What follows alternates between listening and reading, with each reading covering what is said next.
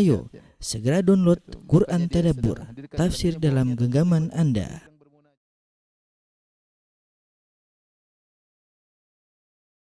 Bismillahirrahmanirrahim. Assalamualaikum warahmatullahi wabarakatuh.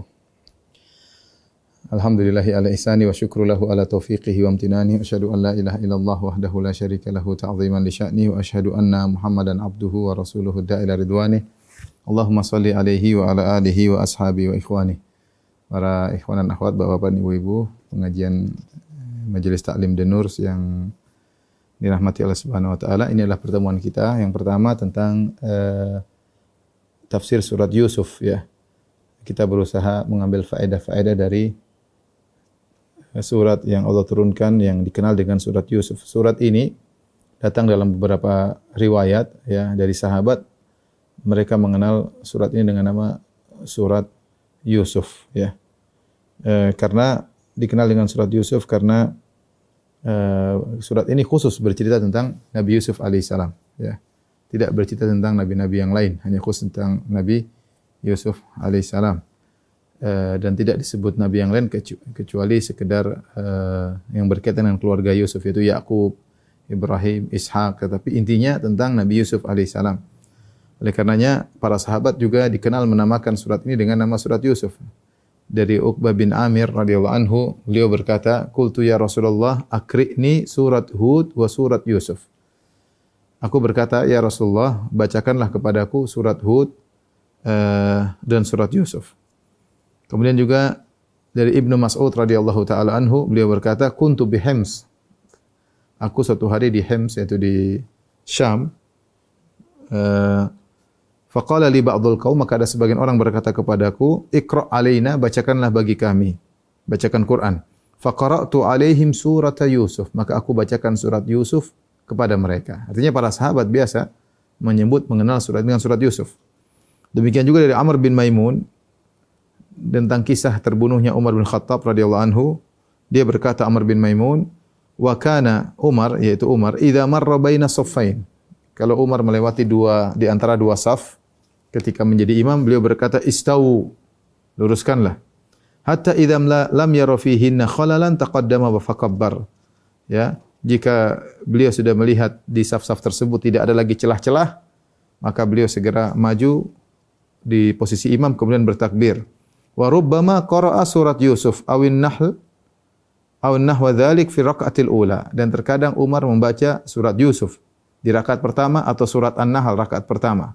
Subhanallah, surat Yusuf 100 ayat lebih Umar baca rakaat pertama dalam salat subuh. Ini menunjukkan para salaf dahulu mereka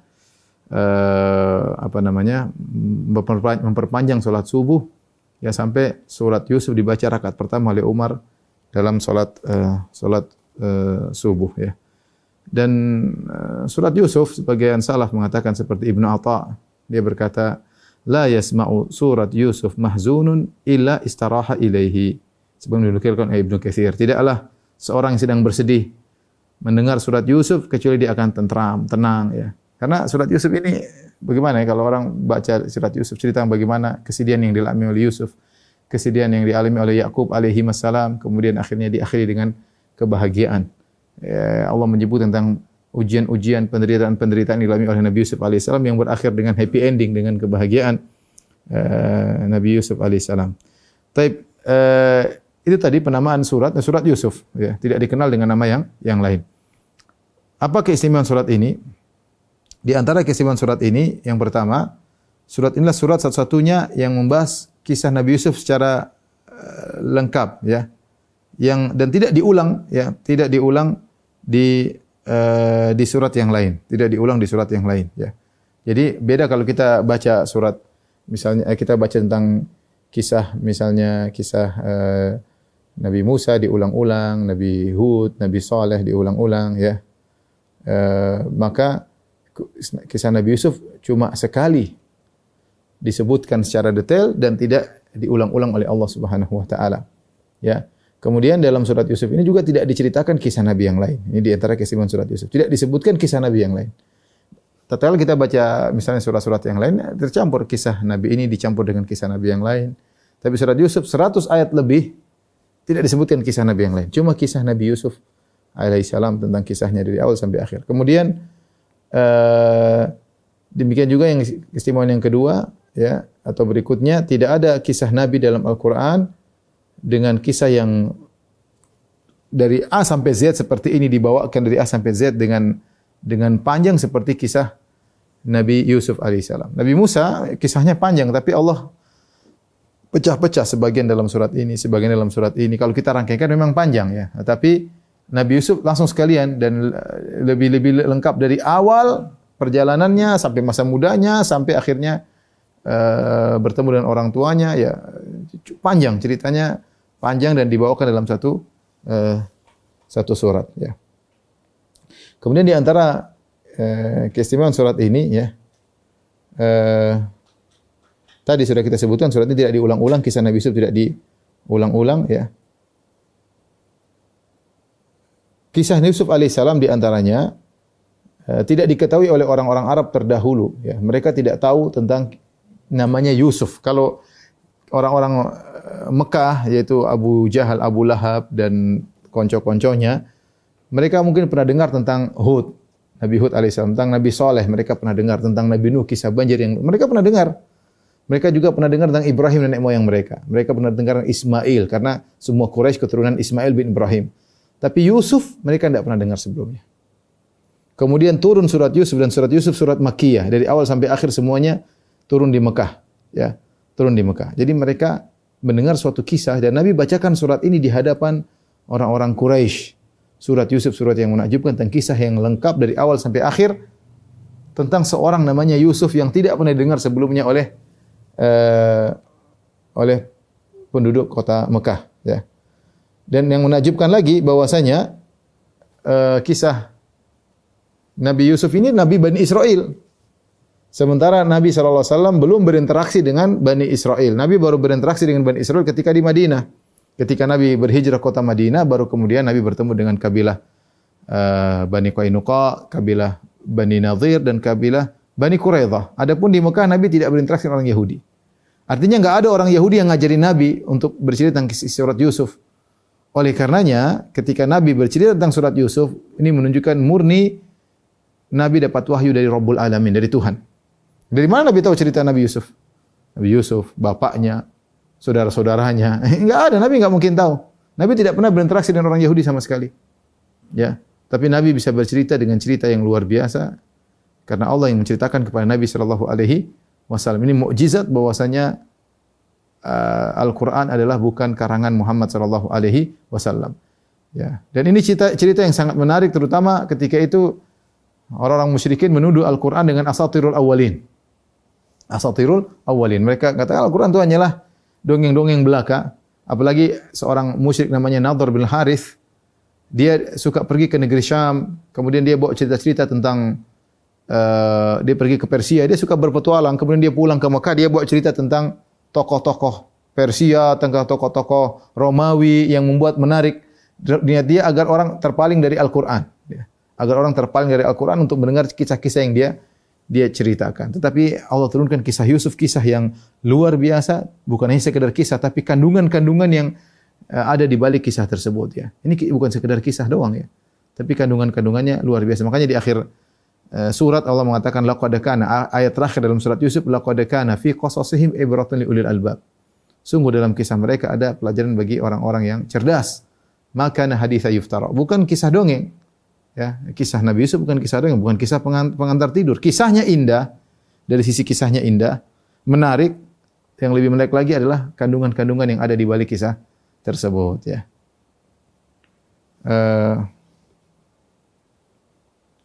Dan yang di antara keistimewaan surat ini dia adalah ahsanul qasas.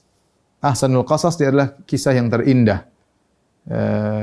Di antara keistimewaan surat ini adalah kisah yang Allah sebut kisah ini dengan ahsanul qasasi, kisah yang terindah. Kenapa dikatakan kisah terindah? Karena kisah ini luar biasa, menceritakan tentang bagaimana dari tadinya kebersamaan, persaudaraan, kemudian permusuhan, dari merdeka, Yusuf merdeka, kemudian dijadikan budak, dijual. Setelah budak kemudian merdeka lagi, dari di penjara kemudian keluar. Itu Allah menjelaskan berbagai macam perubahan. Ada cerita tentang budak, ada cerita tentang orang di penjara, ada cerita tentang raja, ada cerita tentang fitnah wanita, Ya, ada cerita tentang bagaimana kesulitan diakhiri dengan kemudahan, dari mana perpisahan diakhiri dengan pertemuan kembali, ya. Berbagai macam, dari melihat menjadi buta seperti Nabi Yakub kemudian bisa melihat kembali, ya, dari tangisan berubah menjadi dari tangisan Yakub alaihissalam berubah menjadi tertawa dan kebahagiaan. Subhanallah, ya. Kalau kita baca nanti kisah Nabi Yusuf, kisah yang menakjubkan, ya. Menakjubkan, ya. Dan dari sisi kisah tersebut ada adab, ada akhlak, ada tauhid, ya. Ada cerita tentang kehidupan keluarga, luar biasa, berbagai macam faedah, ya. Banyak sekali faedah kisah Yusuf. Maka Allah menyebut dengan ahsanul qasas, kisah yang terindah. Ya, inilah yang insyaallah kita akan mempelajari tentang faedah dari kisah Yusuf mulai pertemuan kita yang pertama ini. Taib. Allah Subhanahu wa taala berfirman di awal ayat, kata Allah Subhanahu wa taala, Bismillahirrahmanirrahim, Alif Lam Ra. Alif Lam Ra. Alif Lam Ra, tentu ada beberapa pendapat di kalangan para ulama, dia adalah huruf al-muqatta'ah, yaitu huruf yang didatangkan oleh Allah dengan terpotong-potong sehingga dibaca per huruf, bukan sebagai kata, dibaca sebagai huruf. Makanya Alif Lam Mim tidak dibaca alam tapi dibaca Alif Lam Mim. Seperti Alif Lam Ra juga tidak dibaca ar tapi dibaca Alif Lam Ra. Dibaca per huruf. Ini sama seperti Qaf, Nun, ya. Yasin, ya, Toha, ya. Kaf, Ha, Ya, Ain, Sa, Ta, Sin, Mim, ya. Ini banyak, ya. Ayat-ayat yang dibuka dengan al-huruf al-muqatta'ah. Taib, apa fungsi surat-surat yang dibuka dengan al-huruf al-muqatta'ah? Fungsi surat-surat yang dibuka huruf al-muqatta'ah ini tidak bisa ditafsirkan sebagai tafsiran sebuah kata karena dia bukan kata sehingga tidak mengandung makna. Ya, tapi apa hikmahnya? Kita bicara tentang hikmah. Adapun makna enggak mungkin kita maknakan. Alif maknanya apa, lam maknanya apa, ra tidak ada maknanya. Karena sesuatu bisa dikatakan makna jika rangkaian huruf membentuk kata, ya. Baru kita bisa tafsirkan. Ketika dibaca sebagai huruf terputus-putus bukan sebagai kata, maka dia tidak mengandung makna. Tapi kita bicara tentang hikmah. Apa hikmah Allah membuka surat-surat dengan huruf al-muqatta'ah? Para ulama mengatakan, dan ini pendapat yang terkuat, bahwasanya Allah membuka sebagian surat dengan al-huruf al-muqatta'ah untuk menunjukkan mukjizat Al-Quran. Bahwasanya Al-Quran itu adalah mukjizat di mana Allah menurunkan Al-Quran dengan bahasa Arab. Yang bahasa Arab adalah bahasa yang dikuasai oleh Abu Jahal, Abu Lahab, oleh Nadhr bin Harith, dikuasai oleh Walid bin Mughirah, tokoh-tokoh Quraisy. Mereka pakar bahasa Arab, ya. Utbah bin Rabi'ah, Ubay bin Khalaf, Umayyah bin Khalaf, ya, tokoh-tokoh Quraisy, Uqbah bin Abi Mu'aid, mereka semua pakar bahasa Arab. Mereka berbicara dengan huruf-huruf hijaiyah, yaitu alif, ba, ta, tha, jim, ha, kha dan seterusnya sampai ya. Yang di antara huruf hijaiyah tersebut adalah alif, lam, ra, alif, lam, mim, qaf, nun, ya, kaf, ha, ya, ain, sad, ta, sin, mim, yasin, ya. Alif, lam, mim, ra. Ini apa yang huruf-huruf yang diturunkan Al-Quran dengannya sama dengan huruf yang untuk kalian bicarakan. Maka seharusnya kalian bisa mendatangkan seperti Al-Quran. Al-Quran dengan bahasa Arab, tapi Allah tantang. Ya. Wa in kuntum fi raibim mimma nazzalna ala abadina fa'tu bi suratin min mithlih. Kalau kalian ragu tentang apa yang kami turunkan kepada hamba kami, ini Al-Quran kami turunkan. Fa'tu bi suratin min mithlih, maka datangkanlah surat semisal Al-Quran. Awalnya Allah menantang, datangkan Al-Quran, semisal Al-Quran, mereka tidak mampu. Kata Allah Subhanahu wa taala, seandainya qul la in jitama'atil insu wal jinnu ala ayatu mithli hadzal Qur'an la ya'tuna bimithlihi walau kana ba'dhum li ba'dhin dhahira. Katakanlah jika manusia dan jin semuanya bersatu padu untuk mendatangkan semisal Al-Quran, mereka tidak bakalan mampu. Datangkan semisal Al-Quran tidak bakalan mampu. Taib, enggak usah semisal Al-Quran, semisal 10 bi asyri suwarim mithlihi muftarayatin. Datangkan 10 surat kalau mampu. Mereka tidak mau lagi. Enggak usah 10 surat, satu surat aja. Fa'tu bi suratin mim mithlih. Wad'u syuhada'akum in kuntum shadiqin. Datangkan satu surat seperti Al-Quran dan datangkanlah penolong-penolong kalian jika kalian mampu mendatangkan semisal satu surat dalam Al-Quran. Nah, menunjukkan Al-Quran adalah mukjizat di mana meskipun turun dengan bahasa Arab, dengan huruf-huruf yang kalian ucapkan wahai Abu Jahal, Abu Lahab dan teman-temannya, sementara kalian di zaman itu berbangga-bangga dengan balaghah, dengan syair-syair Arab, kalian tidak mampu mendatangkan semisal Al-Quran. Ini menunjukkan Al-Quran bukan karangan Muhammad. Seandainya Al-Quran karangan Muhammad, kalian akan bisa mengalahkan Muhammad. Makanya Allah tidak menjadikan Muhammad adalah seorang penyair. Ya. Dia bukan penyair. Rasulullah tidak wa ma yanbaghilah. Rasulullah tidak bukan penyair. Karena kalau Rasulullah penyair akan dibilang memang Muhammad pandai penyair. Rasulullah sejak muda tidak dikenal sebagai penyair. Ya. Dia bukan penyair. Kalau dia penyair akan ada tuduhan. Makanya Rasulullah SAW ditakdirkan oleh Allah bukan penyair. Ditakdirkan dia tidak bisa baca, tidak bisa tulis. Kenapa? Kalau Nabi bisa baca, bisa tulis akan dikatakan Nabi memang belajar di buku-buku yang sebelumnya. Idza lartabal mubtilun. Maka orang-orang ahli batil akan ragu dengan Muhammad, ya. Nabi wala takhuttuhu bi yaminik. Rasulullah tidak pernah menulis dengan tangan kanan, Rasulullah SAW tidak pernah baca sebelumnya. Ya, sehingga benar-benar Al-Qur'an murni turun kepada Nabiyil Ummi, nabi yang tidak bisa baca, tidak bisa tulis. Dan subhanallah Allah menjadikan Nabi tidak bisa baca, tidak bisa tulis sampai Nabi meninggal dunia. Ya. Agar keautentikan Al-Qur'an tidak diragukan. Karena ini bukan karangan Muhammad. Makanya ketika Nabi SAW menulis perjanjian Hudaybiyah antara Nabi dengan Suhail bin Amr. Suhail bin Amr wakil dari orang-orang musyrikin Arab. Mereka tidak setuju, kata mereka, Muhammad jangan tulis Muhammad Rasulullah, tulis Muhammad bin Abdullah. Rasulullah setuju, kata Rasulullah, hapus. Ali bin Abi Thalib, sekretaris Nabi yang tulis, tidak mau hapus. Kata Nabi, tunjukkan di mana tulisannya Rasulullah. Maka Rasulullah hapus sendiri. Karena Rasulullah tidak bisa baca. Tidak bisa baca. Makanya ketika turun surat Iqra, yaitu Al-Alaq, Iqra, bacalah, kata Nabi, ma'ana biqari. Saya tidak bisa baca, gimana mau baca? Iqra, bacalah. Kata Nabi, ma'ana biqari. Aku sama sekali tidak bisa baca. Sampai 3 kali. Iqra, bacalah. Ma'ana biqari. Aku tidak bisa baca. Jadi Nabi memang ditakdirkan tidak bisa baca, tidak bisa tulis, bukan penyair. Sehingga bukti bahwasanya Al-Quran ini adalah dari Allah Subhanahu wa taala. Firman Allah, bukan produknya Muhammad sama sekali. Lafalnya bukan dari Muhammad, dari Allah Subhanahu wa taala. Ya. Ini alif lam ra, jadi intinya untuk menegaskan Al-Quran adalah mukjizat. Dan demikianlah Allah Subhanahu wa taala memberikan mukjizat kepada sebagian nabi sesuai dengan perkara-perkara yang lagi booming di zamannya. Di zaman Nabi Muhammad SAW lagi booming adalah orang-orang yang berbangga-bangga dengan syair, dengan balaghah, maka Allah turunkan Al-Quran yang mereka, Al-Quran ini bukan syair, bukan balaghah, bukan syair, bukan bukan syair, tapi lebih hebat daripada itu semua. Kebalaghahannya lebih hebat, ya, susunannya lebih hebat, maknanya lebih luar biasa, yang menunjukkan Al-Quran mengungguli seluruhnya karena dia bukan perkataan manusia, firman Allah Subhanahu wa taala. Sebagaimana Allah memberikan mukjizat kepada Nabi Musa yang semacam sihir tapi bukan sihir. Tongkat bisa berubah menjadi ular, tangannya bisa keluar cahaya di zaman yang itu lagi booming sihir. Ya, sehingga mukjizat Nabi Musa unggul, ya. Bagaimana laut dibelah, dan itu semuanya seperti itu bukan sihir. Ya, itu kenyataan. Ya, sebagaimana Allah memberikan mukjizat kepada Nabi Isa alaihissalam di zaman ketika itu mereka sedang berbangga-banggaan dengan medis, dengan kedokteran. Ternyata Nabi Isa alaihissalam diberi mukjizat yang di mana penyakit baros bisa sembuh, orang buta bisa melihat, bahkan mayat bisa dia bangkitkan. Ya.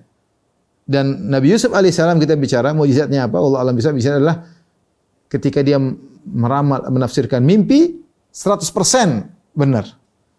Orang-orang kalau menafsirkan mimpi ya tidak bisa 100%, 70%, 60%, terkadang salah.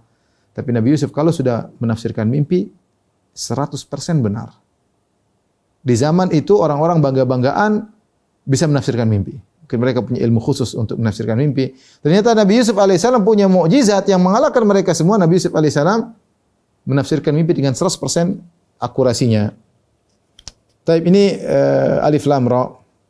Sila Allah berfirman, tilka ayatul kitabil mubin. Kata Allah Subhanahu wa taala, inilah ayat-ayat kitab Al-Qur'an yang nyata. Tilka ayatul kitabil mubin. Tilka kalau bahasa Arab adalah kata syarat yang menunjukkan jauh, yaitu itu kalau bahasa kita. Itu. Kalau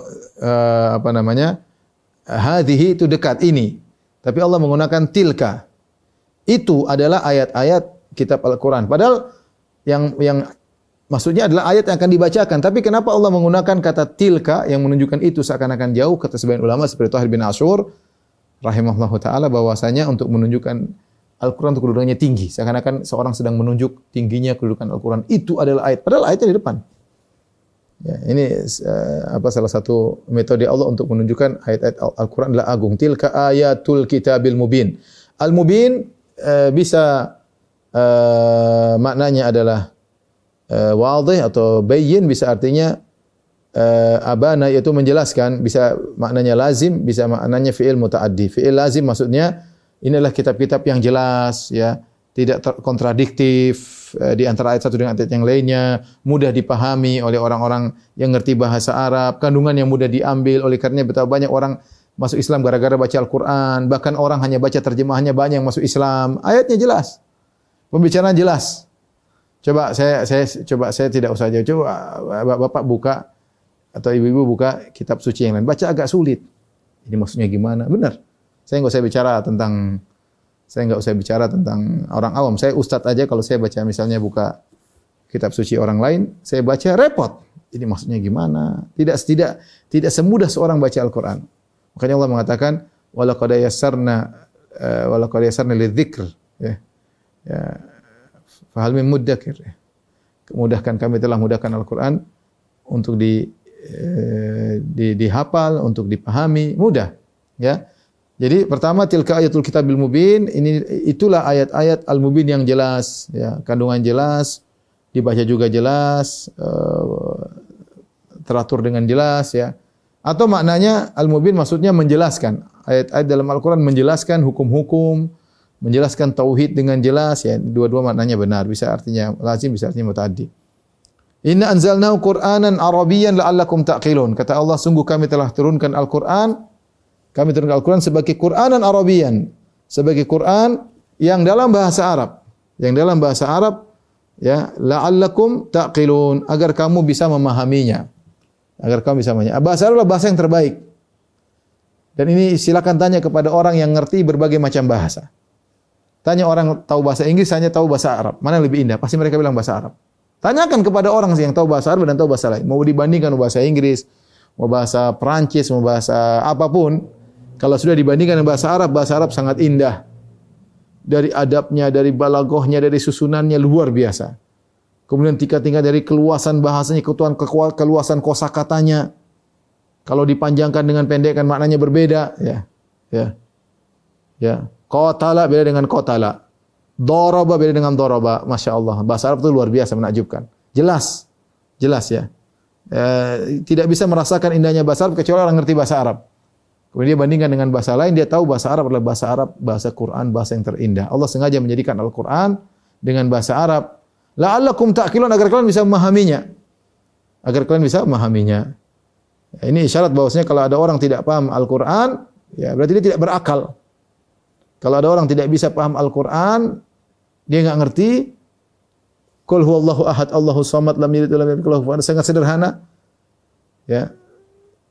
Ketika orang-orang musyrikin bertanya kepada Nabi, ya Rasulullah, ya Muhammad, sifatkanlah kepada kami Rabbmu. Nabi mengatakan, turunlah firman Allah, Qul huwallahu ahad. Katakanlah ya Allah Maha Esa, Allahus samad. Allah yang semuanya butuh kepada Dia dan tidak butuh kepada siapapun. Lam yalid wa lam yulad, tidak lahir dan tidak melahirkan. Tidak dilahirkan, tidak melahirkan. Tidak melahirkan, tidak dilahirkan. Wa lam yakul lahu kufuwan ahad, tidak satu pun yang serupa dengan Dia. Luar biasa. Sederhana, mudah. Konsep ketuhanan mudah sekali. Ya. Jadi disengaja dalam bahasa Arab la'allakum ta'qilun, agar kalian bisa memahami. Kemudian Allah berfirman, "Nahnu naqussu 'alaika ahsanal qasasi." Kami kisahkan kepada engkau wahai Muhammad ahsanal qasasi, yaitu tentang kisah yang terindah. Ahsanal qasasi ya. Di sini al-qasas ada dua pendapat di kalangan para ulama. Al-qasas bisa maknanya masdar, bisa maknanya maf'ul bih. Kalau maknanya masdar berarti kami kisahkan kepada engkau wahai Muhammad dengan pengkisahan yang terindah. Jadi perbuatan mengkisahkan yang terindah. Al-qasas kalau maknanya adalah maf'ul bi, objek, berarti kami kisahkan kepada engkau kisah yang terindah. Yang pertama pengkisahan, cara mengkisahkan. Yang kedua kisahnya sendiri, kisah yang terindah. Dua-duanya tafsiran yang saling melazimi, kata Syekhul Islam Ibnu Taimiyah rahimahullah taala, dan beliau lebih condong al-qasas ini adalah maknanya objek maf'ul bih, meskipun asalnya masdar, tetapi karena sering penggunaan maka seperti makna maf'ul bih, seperti an-naba, al-khabar, ya. Khabar asalnya masdar, an-naba artinya masdar, tapi kemudian menjadi maf'ul bih, menjadi makna suatu objek. Intinya Allah menceritakan, kata Allah, kami kisahkan kepada engkau wahai Muhammad ahsanal qasasi, kisah terindah. Kisah terindah. Tidak ada kisah lebih indah daripada kisah ini yang Allah sampaikan dengan cara terindah dan isinya terindah. Karena kita bicara tentang kisah Nabi Yusuf bukan sekedar ini kisah nyata. Ya. Maka hadits yuftara ini bukan cerita fiktif, bukan. Ini kisah nyata. Yang menakjubkan bukan hanya kisahnya yang menarik, tapi faedah-faedah yang bisa diambil bagaimana dari kisah ini juga menakjubkan. Ya. Allah menceritakan kisah yang terindah bukan hanya dari sekedar ceritanya yang menarik, tapi faedah di balik daripada kisah ini juga luar biasa. Bima auhayna ilaika hadzal Qur'an. Kami mengisahkan kepada engkau kisah yang paling baik, ya, kisah terindah, ya, dengan mewahyukan Al-Qur'an ini kepada engkau. Wa in kunta min qablihi laminal ghafilin.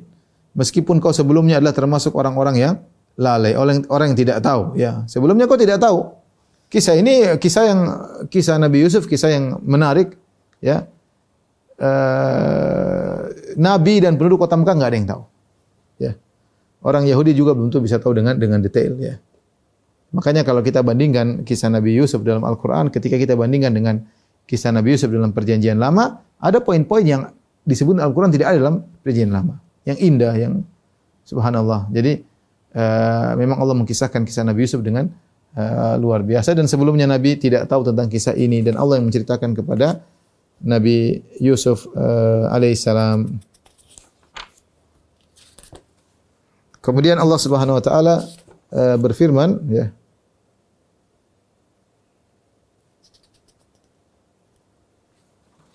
Jadi kisah Nabi Yusuf, Nabi Bani Israel, dan Nabi tidak bisa baca, tidak bisa tulis, tidak tahu bahasa Ibrani, dan tidak pernah berinteraksi dengan Yahudi. Saya ulangi, ini menunjukkan benar-benar kisah dari Allah. Pertama, ini kisah tentang Bani Israel. Sementara Nabi tidak bisa baca, tidak bisa tulis. Nabi tidak tahu bahasa Ibrani, ya. Nabi tidak pernah berinteraksi dengan orang Yahudi. Kok Nabi bisa buat cerita tentang kisah Yahudi? Kisah seorang dari Bani Israel, yaitu Nabi Yusuf. Menunjukkan ini adalah wahyu dari Allah Subhanahu wa taala. Baik, bagaimana kisahnya? Allah berfirman, perhatikan. Idz qala Yusuf li abihi. Ketika Yusuf berkata kepada ayahnya, "Ya abati inni ra'aitu ahada asyara kaukaban wasyamsa wal qamara ra'aituhum li sajidin." Wahai ayahanda, aku lihat dalam mimpiku ada 11 bintang, ada matahari dan ada rembulan, aku melihat mereka semua sujud kepadaku. Ya.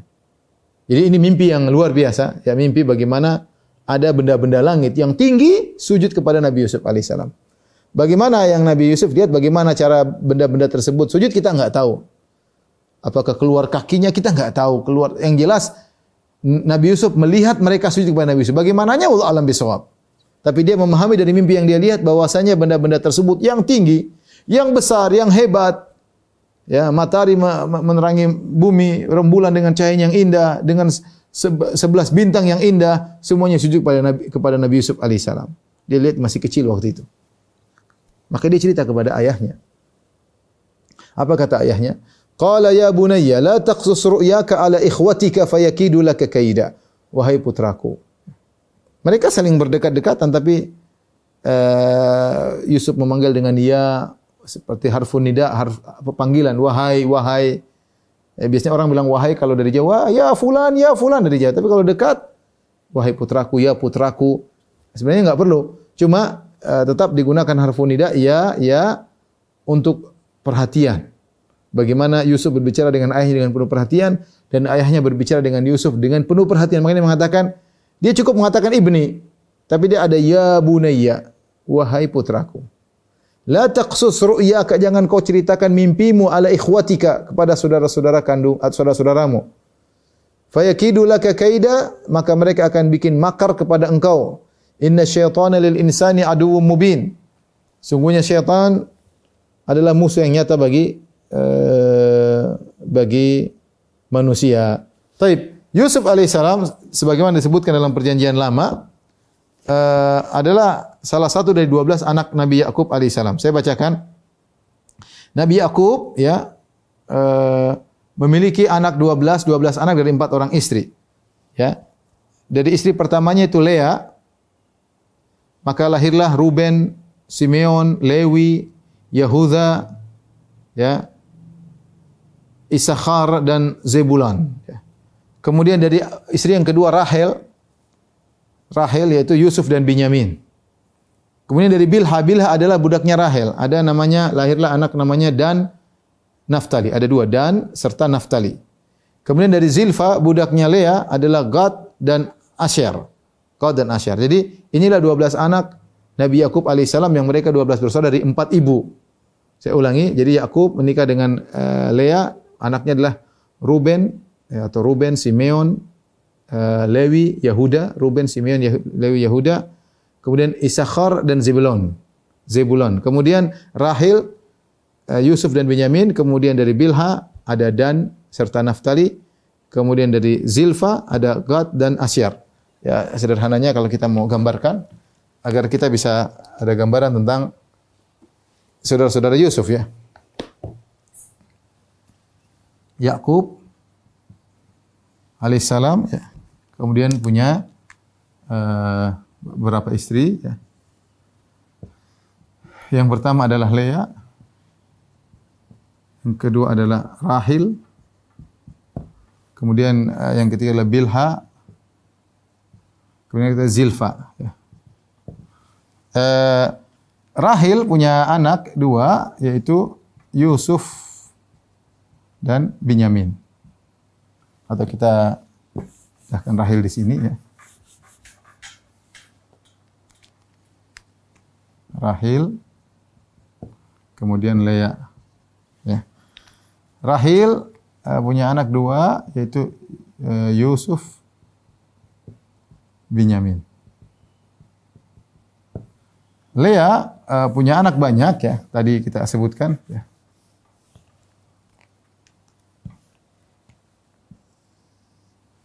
Dia punya anak banyak ya. Di antaranya tadi Yehuda ya.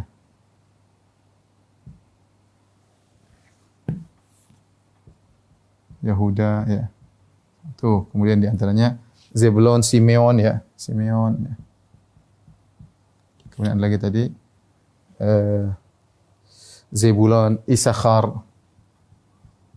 Zebulon, kemudian ada Lewi, Isakhar.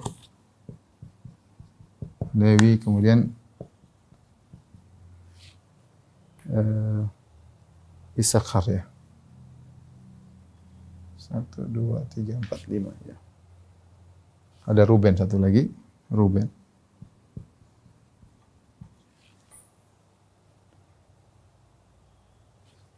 Satu, dua, tiga, empat, lima, enam, dua, empat, enam. Ada satu lagi sebentar. Ruben, Simeon, Lewi, Yehuda, Isakhar, Zebulon. Benar, 6. Kemudian anak istri berikutnya adalah dari Bilha. Ya. Bilha, dua anak tadi kita sebut, Dan Naftali. Ya. Dan kemudian Naftali.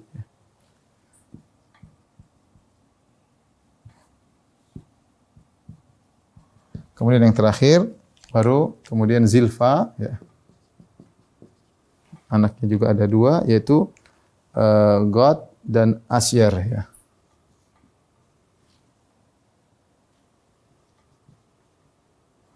Ini sebagaimana disebutkan dalam perjanjian lama. Jadi 12, 1, 2, 3, 4, 5, 6, 7, 8, 9, 10, 11, 12. Nah, inilah 4 istri Yakub. Ya. Atau 2 istrinya, tapi Bilha adalah budaknya Rahil, Zilfa adalah budaknya Lea. Rahil dan Lea disebutkan dalam perjanjian lama adalah kakak beradik, Lea kakak, Rahil adik. Tapi dahulu syariat membolehkan ya di zaman Bani Israel. Wallahu a'lam bishawab. Adapun syariat tidak membolehkan menikahi kakak beradik dalam pernikahan ya. Nah, dari sini kita tahu bahwasanya Yusuf dan Binyamin satu ibu saudara kandung ya. Sementara yang 10 ini mereka satu kesamaan ya. 10 ini mereka meskipun 3 ibu mereka bersatu. Yang mereka sebutkan dalam Al-Quran mereka wa nahnu usbah, kata mereka wa nahnu usbah. Usbah itu maksudnya sekelompok besar ya.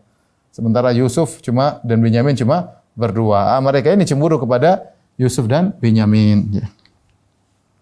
Mereka hasad kepada Yusuf dan Binyamin. Ada faedah yang bisa kita ambil juga bahwasanya syariat tentang istri lebih daripada satu atau poligami adalah syariat yang sudah ada sejak dahulu, bahkan sejak zaman Bani Israel. Oleh karenanya tidak ada alasan bagi orang-orang non-muslim, orang-orang kafir, orang-orang Nasara misalnya untuk mencela syariat poligami, karena mereka berusaha mencela syariat poligami padahal dalam buku suci, kitab suci mereka dalam perjanjian lama disebut bagaimana para nabi mereka juga sebelum Nabi Muhammad SAW mereka memiliki pasangan lebih daripada satu. Contohnya Nabi Yakub alaihissalam. Ya. Nah, 12 inilah disebut dengan Bani Israel karena Yakub inilah yang disebut dengan Israel. Nah, anak-anaknya 12, 1, 2, 3, 4, 5, 6, 7, 8, 9, 10, 11, 12. Inilah yang disebut dengan Bani Israel. Ya, disebut dengan Bani Israel. Bani maksudnya anak-anak. Bani maksudnya anak-anak Israel. Yang semua orang Yahudi yang ada di zaman sekarang mengaku bahwasanya mereka adalah kembali kepada 12 orang ini. Yang 12 inilah yang disebut dengan asbat. Masing-masing disebut dengan sibt. Sibt Reuben, sibt Lewi, sibt Zebulun. Kalau Arab biasanya kabilah. Ya. Karena seluruh suku-suku Bani Israel kembali kepada 12 orang ini adalah anak-anak dari Yakub alaihissalam. Ini sekedar gambaran agar kita tahu tentang kisah Nabi Yusuf dan saudara-saudaranya. Taib. Adapun tadi disebut dalam kitab Kejadian 35 ayat 23 sampai 27 dalam perjanjian lama. Allah Subhanahu wa taala berfirman, Yakub berkata kepada putranya, "Ya bunayya la taqsus ru'yaka ala ikhwatik." Wahai putraku, jangan kau ceritakan mimpimu kepada saudara-saudaramu. Kenapa? Mereka akan hasad. Fayakidu laka kaida. Mereka akan bikin makar. Makar kepada engkau dengan makar yang sungguhnya. Jadi Nabi Yakub tahu bahwasanya ada gejala-gejala di mana kakak-kakaknya Yusuf ini cemburu kepada Yusuf, ya. Sehingga mereka akan melakukan makar. Mereka tidak kuat untuk mendengar cerita yang menarik berkaitan dengan Yusuf. Karena Yusuf melihat matahari, rembulan, 11 bintang sejuk pada ini cerita yang menarik. Menunjukkan Yusuf mulia. Nah, kalau diceritakan kepada mereka, mereka akan semakin hasad, semakin jengkel kepada adik mereka. Ya. Dan ini dalil bahwasanya hasad bisa saja terjadi di antara satu keluarga, antara kakak dan adik. Antara kakak dan adik. Dan itu sangat mungkin terjadi. Bahkan itu akan dijelaskan bagaimana akhirnya saudara-saudara Yusuf punya ide untuk membunuh Yusuf. Punya ide untuk membunuh Yusuf. Padahal Yusuf adik-adik mereka. Jadi hasad terkadang bukan cuma dari orang jauh. Terkadang orang dekat. Kerabat sendiri. Kemudian kakak sendiri, adik sendiri. Bahkan bukankah Qabil membunuh Habil gara-gara hasad? Ya. Yang Allah sebut dalam surat Al-Maidah, "Wa tul alaihim naba'a bani Adam bil haqqi idz qarraba qurbanan fatuqbila min ahadihim wa lam yutaqabbal min al-akhar qala aqtulannak." Bacakanlah kepada mereka tentang kisah dua anak Adam itu Qabil dan Habil, di mana Qabil hasad kepada Habil dan dia akhirnya membunuh Habil, ya. Kakak bisa membunuh adik gara-gara hasad itu mungkin terjadi. Maka di sini Nabi Yakub melarang Yusuf alaihissalam untuk bercerita kepada kakaknya khawatir mereka hasad. Ini juga dalil kata para ulama tidak semua kenikmatan harus kita share, harus orang tahu. Hati-hati. Kalau kita punya kenikmatan, maka kita ceritakan kepada orang yang kita percayai, yang orang sayang kepada kita, yang tidak hasad kepada kita. Adapun kalau kita share segala kenikmatan di medsos, di WhatsApp, orang-orang kemudian melihat, mereka bisa saja hasad. Mereka tidak kuat melihat kebahagiaan yang kita dapat. Sebenarnya orang begitu, namanya dia punya penyakit. Lihat orang bahagia, dia tidak senang. Dia gelisah melihat orang apa? Bahagia, ya. Makanya di antara caranya jangan ceritakan kepada orang lain, ya. Jangan ceritakan kepada orang lain, ya. Dalam hadis kata Nabi sallallahu alaihi wasallam, "Fa inna kulladzi ni'matin mahsud." Setiap orang yang diberi nikmat oleh Allah dihasati. Ya. Kemudian ayahnya mengatakan kalau kau cerita kepada mereka, mereka akan bikin makar kepada engkau. Mereka semakin parah akan bikin makar. Kakak-kakakmu akan bikin makar kepada engkau, wahai Yusuf. Inna syaitanil insani aduwwum mubin. Kenapa? Karena syaitan adalah musuh yang nyata. Yang menggerakkan mereka untuk hasad kepada engkau, membuat mereka menjadi benci kepada engkau. Kakak-kakakmu benci kepada adiknya sendiri. Tidak lain ada syaitan yang mengadu domba. Makanya inna syaitan lil insani, setan itu adalah musuh yang nyata, aduwwun mubin, musuh yang nyata bagi manusia. Musuh, benar-benar musuh, ingin mengadu domba. Ya. Segala hal yang bisa dibuat adu domba dilakukan oleh syaitan. Ya, makanya dalam ayat yang lain kata Allah Subhanahu wa taala, wa qul li ibadi allati hi ahsan inna syaitana yanzagu bainahum. Katakanlah kepada hamba-hambaku untuk berkata yang baik. Kenapa? Syaitan mengadu domba di antara mereka. Syaitan sukanya mengadu domba. Kemudian juga dalam hadis kata Nabi sallallahu alaihi wasallam, inna syaitan atau inna iblis qad ya'isa an ya'budul musallun fi jaziratil arab walakin fi tahrishi bainahum. Sungguhnya iblis atau syaitan sudah putus asa disembah oleh orang-orang yang salat di jazirah Arab, tapi tidak pernah putus asa untuk mengadu domba di antara mereka. Subhanallah, kita sekarang diadu domba, sebagian kita diadu domba, maki-maki. Harusnya saudara saling mengasihi, saling benci-bencian, saling mencari-cari kesalahan, saling menjatuhkan, apalagi dengan adanya medsos, dengan adanya media. Aduh, waliyadzubillah. Ya, maki-maki, gelar-gelar sana sini. Syaitan mengadu domba. Nanti perhitungannya hari kiamat. Totalannya hari kiamat kala semuanya tercatat di lauhil, semua tercatat di catatan malaikat. Sebagaimana sebelumnya tercatat di Lauhul Mahfuz, tidak ada yang luput dari catatan. Setiap komentar, setiap makian, setiap yang syaitan masuk di antara kita. Setelah Allah berfirman, wa kadzalika yajtabika rabbuka wa yu'allimuka min ta'wilil ahadits. Dan demikianlah Rabbmu telah memilih engkau, ya. Wa yu'allimuka min ta'wil ahadits, dan Allah telah mengajarkan kepada engkau ta'wil ahadits. Ada yang mengatakan ta'wil al-hadits maksudnya tafsir mimpi. Ta'wil, tafsir, al-hadits maksudnya mimpi-mimpi. Ya. Karena mimpi disebut juga dengan ahadits. Bisa haditsun nafs, bisa maksudnya dari terkadang syaitan yang kasih mimpi, ya terkadang ilham dari Allah Subhanahu wa taala. Demikian juga ahadits bisa artinya adalah engkau menafsirkan ayat-ayat yang Allah turunkan kepadamu. Ya, karena terkadang ayat-ayat Allah disebut dengan hadis seperti firman Allah Subhanahu wa taala, "Fa bi ayyi haditsin ba'dahu yu'minun." Ya, fa bi ayyi haditsin, maka ayat mana lagi yang mereka beriman? Di sini Allah menamakan ayat dengan hadis, ya. Seperti juga Allah firman, "Allahu nazzala ahsanal hadithi." Allah turunkan ayat yang terbaik. Allah namakan ayat dengan hadis. Maka maksud dari ta'wil al-ahadits wa yu'allimuka min ta'wilil ahadits, Allah mengajarkan kepada engkau ta'wil hadis ada dua. Maknanya adalah engkau diajari menafsirkan mimpi. Makanya ya Yusuf alaihissalam di antara mukjizatnya kalau tafsirkan mimpi tepat 100%, akurasinya 100%. Tidak ada melesetnya sedikit pun. Beda dengan orang kalau menafsirkan mimpi meleset, sekarang melesetnya banyak. Ya. Terkadang benar asabta ba'dhan wa akhta'ta ba'dhan, sebagaimana Abu Bakar pernah menafsirkan, kata Nabi, kau benar sebagian, salah sebagian. Tapi Yusuf kalau menafsirkan akurasinya 100%.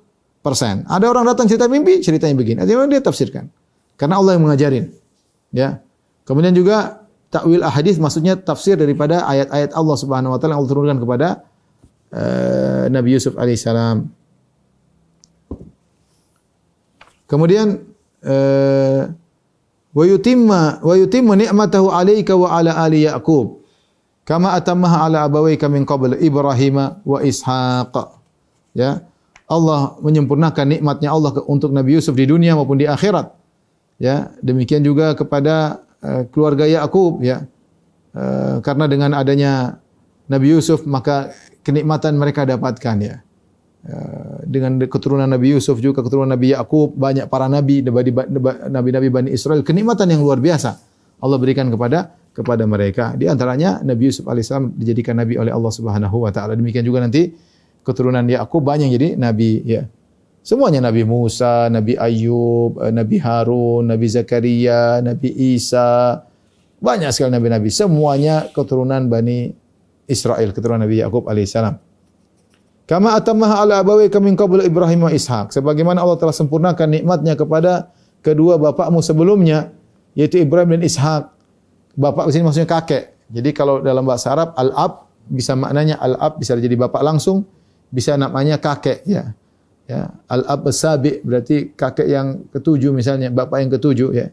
Al-ab bisa diartikan juga kakek. Inna rabbaka alimun hakim. Sungguhnya Allah menetapkan semua dengan ilmu dan kebijakan, dengan bijak. Allah mentakdirkan ini semua dengan ilmu dan dengan bijak, ya.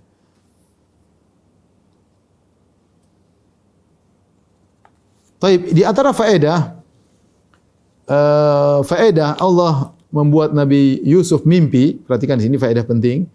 Kenapa Nabi Yusuf mimpi melihat matahari dan rembulan dan 11 bintang sujud kepada Nabi Yusuf? Ini sebagai mukaddimah kata sebagian ulama. Mukaddimah bagi Yusuf alaihissalam karena setelah ini dia akan menghadapi banyak ujian. Tetapi ingatlah mimpinya akan terjadi. Sehingga dia bisa mudah bersabar menghadapi ujian-ujian tersebut karena Allah sudah kasih tahu endingnya. Endingnya engkau akan happy ending. Endingnya matahari, rembulan, 11 bintang akan sujud kepadamu. Dan ini juga sebagai mukaddimah kepada bapaknya Nabi Yakub karena dia akan diuji dengan terpisah dari Nabi Yusuf alaihissalam, anak yang sangat dia cintai. Sehingga dia akan terus sedih, tapi ingat ujungnya pasti indah. Ya, inilah di antara faedah yang menjadikan Nabi Yusuf bisa bersabar, Nabi Yakub juga bersabar karena Allah sebutkan atau berikan mimpi bahwasanya Nabi Yusuf akan berakhir dengan keindahan. Ya. Taib. Setelah itu Allah berfirman, laqad kana fi Yusuf wa ikhwatihi ayatul lisailin. Sungguh pada Yusuf dan saudara-saudaranya ada tanda-tanda keagungan Allah. Ya, bagi yang bertanya. Kalau ada yang bertanya tentang kisah Yusuf dengan saudara-saudaranya, maka ayat-ayat inilah, kisah-kisah ini yang Allah sebutkan dalam surat Yusuf ini ada tanda-tanda keagungan Allah. Karena kisah menakjubkan. Bagaimana kisah Yusuf dan saudara-saudaranya. Ayatun yaitu tanda-tanda keagungan Allah lisailin bagi orang-orang yang bertanya tentang kisah Yusuf dan saudara-saudaranya. Mulailah Allah cerita bagaimana kisah Yusuf dan saudara-saudaranya. Kata Allah, "Idz qalu la Yusufu wa akhuhu ahabbu ila abina minna wa nahnu usbah." Ketika saudara-saudaranya berkata, sungguh Yusuf dan saudaranya Binyamin lebih dicintai oleh ayah kita daripada kita. Wa nahnu usbah, padahal kita lebih banyak jumlahnya. Kita 10 orang, mereka cuma berdua. Inna abana lafi dhalalim mubin. Ayah kita Nabi Yakub dalam kesesatan yang nyata. Jadi mereka bilang ayah mereka sesat. Kenapa? Kok bisa lebih sayang kepada 2 orang padahal kita lebih banyak? Ya mereka yang salah paham.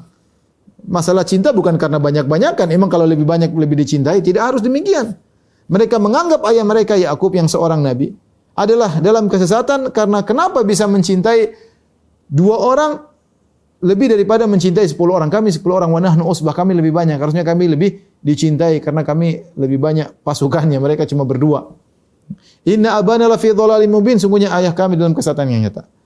Nah, mereka hasad. Apa yang mereka lakukan setelah itu? Mereka diskusi lagi, musyawarah. Uqtulu Yusuf, bunuh saja Yusuf. Ini Yusuf bikin masalah ini. Ayah kita perhatian sama dia. Uqtulu Yusuf, bunuhlah Yusuf. Awitrahu ardon, atau buang dia, campakkan dia ke sebuah areal ardon yang asing. Ardon makanya datang dalam bentuk nakirah, yaitu tempat yang jauh dari tempat tinggal, dari pedesaan, dari perkotaan, tempat yang jauh. Ardon. Yakhlu lakum wajhu abikum. Ya, sehingga kalau Yusuf sudah enggak ada di rumah, ayahmu bisa konsentrasi untuk perhatian sama kalian. Itu niat mereka. Saking jengkelnya hasad mereka sama Yusuf, Yusuf ingin dibuang. Buat apa? Supaya Yakub bisa konsentrasi kepada mereka. Wa takunu min ba'di qauman shalihin. Dan setelah itu jadilah kalian orang-orang yang saleh. Jadi kata mereka, ini yang mengganjal kita dalam kehidupan keluarga kita cuma Yusuf ini.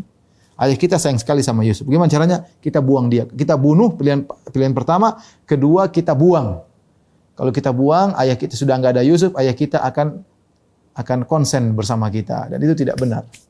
Setelah nanti kita akan ceritakan Yusuf terbuang, ayahnya pun tidak konsen perhatian sama mereka. Ayahnya Nabi Yakub terus ingat Yusuf, jadi dia pun sayang kepada Binyamin. Tujuan mereka tidak mendapat hasil. Apa yang mereka lakukan tidak mendapat hasil. Mereka menyangka kalau Yusuf sudah hilang, selesai urusan. Ayah mereka akan sayang kepada mereka. Ternyata tidak.